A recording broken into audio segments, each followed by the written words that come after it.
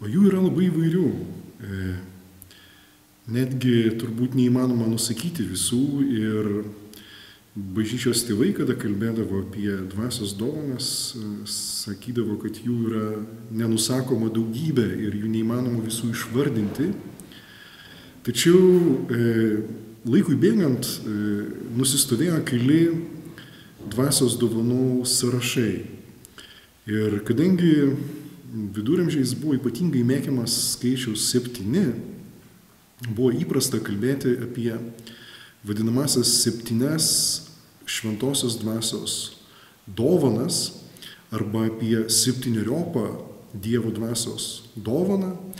Ir tos dovanos tokios kaip išminties dovana, supratimo dovana, patarimo dovana, žinojimo dovana, tvirtumo dovana, maldingumo dovana, Dievo baimės dovana. Jos buvo paimtos iš Izaijo pranašystės, kuri iš tikrųjų kalba apie Kristų. Tai yra, kad ateis Mesijas, kuris bus pateptas dvasia ir jisai turės šias dovanas. Kaip atsitiko, kad krikščionys pritaikė šias dovanas savo patiems? Ir atsakymas būtų, kad kiekvienas krikščionis yra mažas Kristus.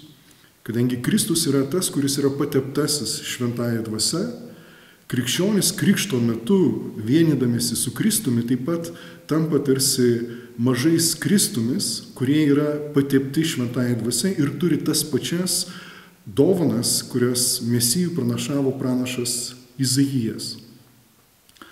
Katalikų teologija moko, kad šios dovanos ypatingų būdų yra suteikiamos sutvirtinimo sakramento metu, nes sutvirtinimo sakramentas yra tarsi krikščioniškos brandos sakramentas, kada krikščionis jau gali sutvirtėjęs charakteriu eiti ir dalintis Evangelijos žinia, gali pradėti darbuotis bažnyčioje. Ir iš tiesų tos dovanos yra labai svarbios mūsų šventėjimui. Iš tikrųjų, tai yra pagalba, kada Dievas ateina ir keičia mus, tobulina mus, tam, kad mes atgautume tai, ką mes esam praradę. Nes žmogus buvo sukurtas pagal Dievo paveikslą ir panašumą.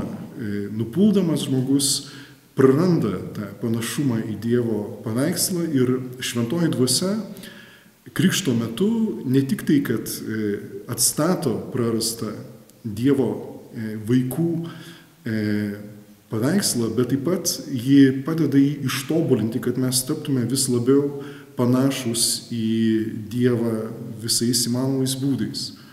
Be abejo, pagrindinis panašumas į Dievą tai yra mylėti taip, kaip myli dangiškasis tėvas ir mylėti taip, kaip mylėjo sūnus.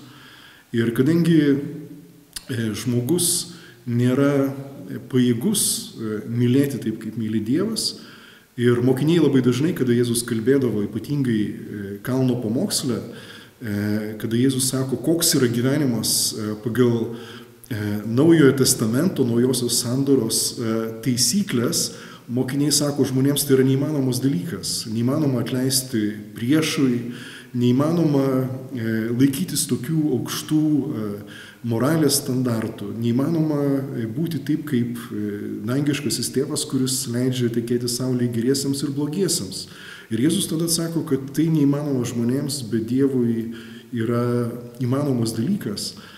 Ir tie Jėzaus žodžiai išsipildo tada, kada šventoji dvasia ateina ir pakeičia mūsų gyvenimą taip, kad mes pradedame mylėti taip, kaip myli Dievas. Ir tai yra turbūt ta Dievo meilės dovana yra pati aukščiausia dovana.